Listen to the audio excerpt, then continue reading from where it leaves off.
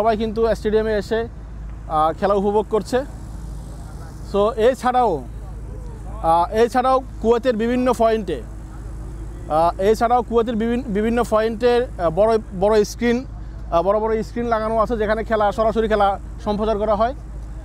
So সবাই, অর্থাৎ কুয়েতে যারা আছে বর্তমান, সবাই খেলার প্রতি ফুটবল খেলা যে একটা জনপ্রিয় খেলা, সেটা ওয়ার্ল্ড ওয়াইড একটা জনপ্রিয় খেলা, আর সেটা কিন্তু আমরা উপভোগ করতে পারছি। এবং সম্ভবত 3 তারিখে ফাইনাল টুর্নামেন্টটি হবে। সে পর্যন্ত আমরা যতগুলো খেলা হবে, সো আমরা সব খেলাগুলো উপভোগ করছি। এবং ফাইনাল খেলায় কারা কারা যাবে, সেই ফাইনাল খেলাও পুরো কুয়েত জুড়ে আমরা সবাই একসাথে উপভোগ করব। আপনারা দেখেন বিভিন্ন দেশের খেলা প্রেমীরা আসছে, কুয়েতে আসছে।